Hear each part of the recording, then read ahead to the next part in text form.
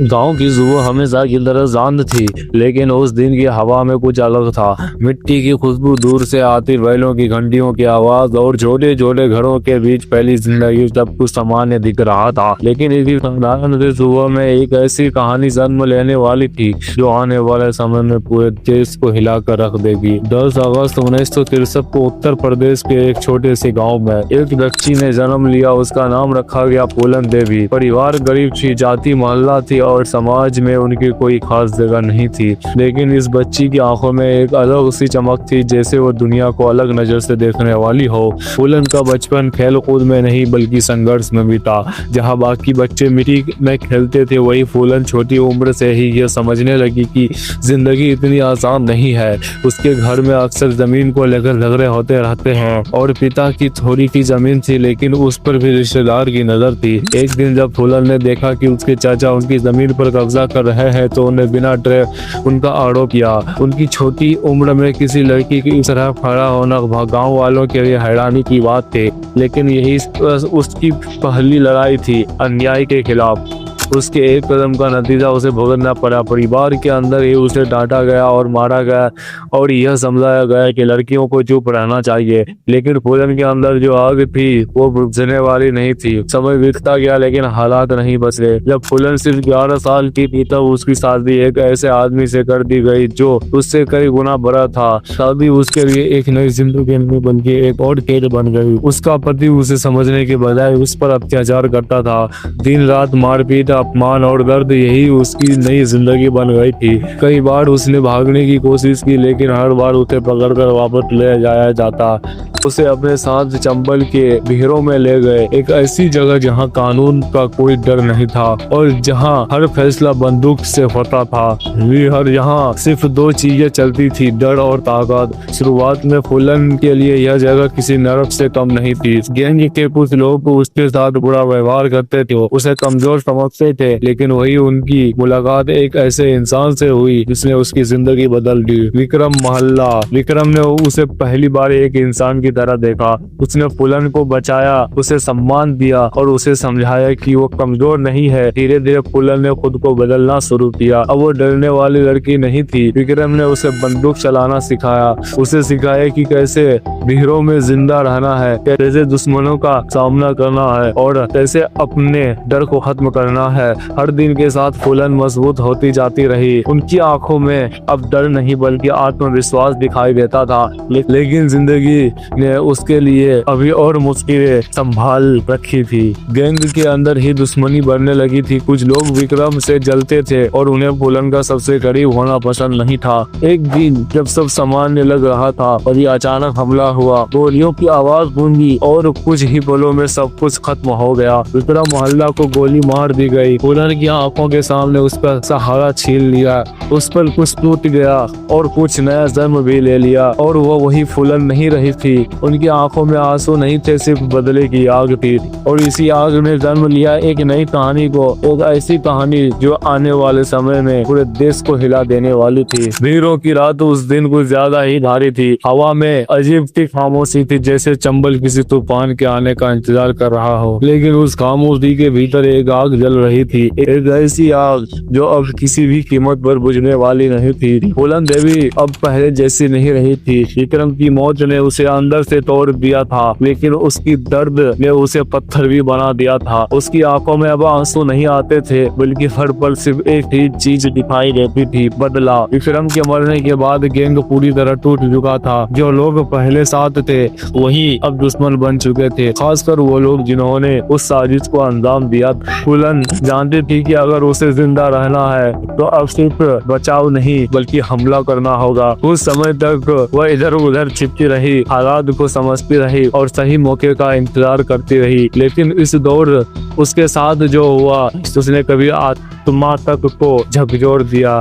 उसे पकड़ लिया गया और उन लोगों के हाथों में सौंप दिया गया जिसने उसे सबसे ज्यादा खतरा था। गांव बेमही। वहाँ उसके साथ जो बर्ताव हुआ उसने इंसानियत को शर्मसार कर दिया। उसे अपमानित किया गया, प्रताड़ित किया गया और उसे यह एहसास दिलाने की कोशिश की कि वो कुछ भी नहीं है। लेकिन उन लोगों को यह नहीं पता था कि वे जिस आग को दबाने की कोशिश कर रहे हैं वही आग एक दिन सब कुछ जला देगी। दिन बीतते गए लेकिन फूलन के अंदर बदले की आग और भड़कती गई। हर अपमान, हर दर्द उनके अंदर एक नई ताकत पैदा कर रहा था। आखिरकार एक दिन वहां से निकलने का मौका मिला। वो भाग निकली, लेकिन इस बार वो भाग नहीं रही थी, वह लौटने की तैयारी कर रही थी। कुछ पुरानी साथियों ने उनका साथ दिया। धीरे धीरे उसने एक नया गैंग तैयार किया। अब वह सिर्फ एक सदस्य नहीं थी, एक लीडर थी। उसकी पहचान बनने लगी थी। चंबल के भीड़ों में अब एक नया नाम गूंजने लगा, फूलन देवी। वो सब अपने नियम खुद बनाती थी, जो उसके साथ खड़े होते थे वह उनके लिए जान देने को तैयार रहती थी, लेकिन जो उसने के खिलाफ होते थे उनके लिए वह खौफ बन चुकी थी। समय बीतता गया और फिर वह दिन आया जिसने इतिहास बदल दिया। फरवरी 1981 फूलन देवी ने फैसला कर लिया था कि अब हिसाब बराबर करना है। उसने अपने गैंग को तैयार किया। हर कोई जानता था कि यह सिर्फ एक हमला नहीं होने वाला है, यह बदले की आग का विस्फोट होने वाला है। रात का समय था जब वह अपने साथियों के साथ बेमई गांव की तरफ बढ़ी। हर कदम के साथ उसकी सांसें तेज हो रही थी, लेकिन उसका इरादा पहले से ज्यादा मजबूत था। गांव में पहुंचती ही उसने उन लोगों को ढूंढना शुरू किया जिन्होंने उसके साथ अत्याचार किया था। लोगों को एक जगह इकट्ठा किया गया और फिर गोलियों की आवाज गूंजी। कुछ ही पलों में सब कुछ बदल गया। यह घटना बाद बेहमई में शेर के नाम से जानी गई। पूरे देश में हड़कंप मच गया। अखबारों में सिर्फ एक ही नाम गूंज रहा था, फूलन देवी। किसी ने उसे खूंखार डाकू कहा तो किसी ने उसे न्याय की देवी कहा। कुछ के लिए वह अपराधी थी, लेकिन कई लोगों के लिए वह एक ऐसी महिला थी जिसने अपने साथ हुए अन्याय का बदला दबाव में दिया। सरकार और पुलिस अब पूरी तरह सक्रिय हो चुकी थी उसे पकड़ने के लिए। अब उसकी जिंदगी से भी एक ही चीज के इर्द गिर्द घूम रही थी, भागना और लड़ना। हर दिन एक नया खतरा, हर रात एक नई योजना। लेकिन इस लगातार भागती जिंदगी के बीच कहीं ना कहीं एक थकान भी थी। वो समझने लगी थी कि यह रास्ता उसे कहाँ ले जा रहा है। कई बार उसने सोचा क्या यही जिंदगी है, लेकिन फिर उसे अपना अतीत याद आया और वह अपने फैसले पर अडिग हो जाती। इस बीच सरकार ने उस पर इनाम घोषित कर दिया। जितना ज्यादा वो पुलिस से बचती उतना ही इसका नाम और बड़ा होता जाता। अब वो सिर्फ एक इंसान नहीं रही थी, एक कहानी बन चुकी थी। एक डर, एक बहस और एक सवाल, क्या वो अपराधी थी या एक पीड़ित जिसने हालात से लड़ने के लिए हथियार उठा लिए।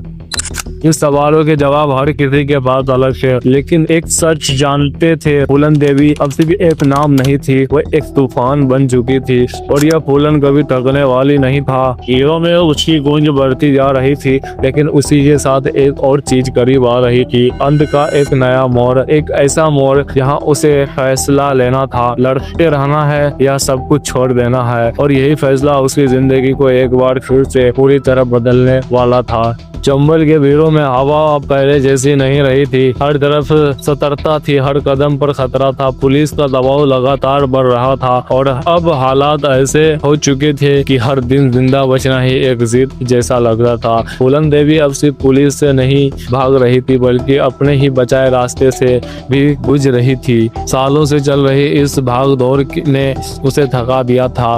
बंदूक अब भी उसके हाथ में थी, लेकिन दिल के अंदर कहीं एक अलग सी खामोशी घर करने लगी थी। हर रात जब वो आसमान की तरफ देखती थी तो उसे अपना बीता हुआ जीवन याद आता था। वो बचपन, वो दर्द, वो अपमान और फिर बदले की वो आग जिसने उसे यहाँ तक पहुँचाया। उसने बहुत कुछ खो दिया था, शायद जितना उसने पाया उससे कहीं ज्यादा। सरकार अब किसी भी कीमत पर उसे पकड़ना चाहती थी। बड़े बड़े पुलिस ऑपरेशन चल रहे थे, भीड़ों में सर्च और उसे जेल भेज दिया गया। उस पर कई गंभीर आरोप थे, डकैती, हत्या, अपहरण। लेकिन सबसे बड़ी बात यह थी कि उसके केस की सुनवाई सालों तक शुरू ही नहीं हुई। दिन महीने बने, महीने सालों में बदल गई। जेल की दीवारों के बीच उसका जीवन ठहर सा गया था। वहाँ ना भीड़ों की आजादी थी, न बंदूक की ताकत, सिर्फ एक सन्नाटा था और बहुत सारा समय सोचने के लिए। शुरुआत में जेल उसके लिए एक और सजा थी, लेकिन धीरे धीरे उसने इसे अपने अंदर झांकने का जरिया बना दिया। वो सोचती थी क्या जो उसने किया वह सही था, क्या उसके पास कोई और रास्ता था, क्या वह सच में अपराधी थी या हालात ने उसे ऐसा बना दिया था। इन सवालों के जवाब आसान नहीं थे, लेकिन एक बात साफ थी, वह अब वही फूलन नहीं रही थी। वह भीड़ों में बंदूक लेकर घूमती थी, वो बदल रही थी। जेल में रहते हुए उसने पढ़ना लिखना सीखा, समाज को समझाया और खुद को एक नए जरिए से देखने लगी। समय के साथ बाहर की दुनिया भी बदल रही थी। कई लोग उसके समर्थन में खड़े होने लगे। कुछ सामाजिक संगठनों ने उसकी रिहाई की मांग की। उनका कहना था कि उसके साथ न्याय नहीं हुआ है और उसे बिना सुनवाई के इतने सालों तक जेल में रखना गलत है। आखिरकार 1994 में एक बड़ा फैसला लिया गया। सरकार ने उसके खिलाफ चल रहे कई मामलों को वापस लेने का निर्णय लिया और उसे रिहा कर दिया गया। जेल के दरवाजे खुले और एक नई जिंदगी ने उसका इंतजार किया। जब वो बाहर आई तो दुनिया बदल चुकी थी, लेकिन सबसे बड़ा बदलाव उसके अंदर था। अब उसके सामने एक नया सवाल था, आगे क्या वह फिर से उसी रास्ते पर जाएगी या एक नई शुरुआत करेगी। उसने दूसरा रास्ता चुना। वह राजनीति में आई। 1996 में उसने समाजवादी पार्टी के टिकट पर चुनाव लड़ा। बहुत से लोग हैरान थे, एक पूर्व डाकू अब चुनाव मैदान में है। लेकिन रास्ता और जनता का फैसला कुछ और ही था। वो चुनाव जीत गए। वह अब संसद में थी।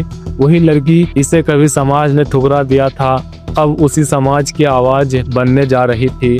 संसद में बैठकर उसने उन लोगों के लिए आवाज उठाई जिनकी आवाज अक्सर दबा दी जाती थी। गरीब महिलाएं, दलित। उसकी जिंदगी अब एक नई दिशा में आगे बढ़ रही थी, लेकिन चिट इतनी आसानी से पीछा नहीं छोड़ता। उसकी कहानी अब भी लोगों के दिलों में और दिमाग में जिंदा थी। किसी के लिए वह हीरा तो किसी के लिए वह विलेन थी, लेकिन वह इन सब के बीच अपना रास्ता बना रही थी। उसे अब बंदूक की जरूरत नहीं थी, उसकी आवाज ही उसकी ताकत बन चुकी थी। लेकिन किस्मत ने उसके लिए कभी एक और मोड़ तैयार कर रहा था, एक ऐसा मोड़ जो उसकी कहानी को हमेशा के लिए खत्म कर देगा। और यही अंत उसकी पूरी जिंदगी को एक ऐसी गूंज में बदल देगी जिसे आने वाली पीढ़ियां भी याद रखेगी।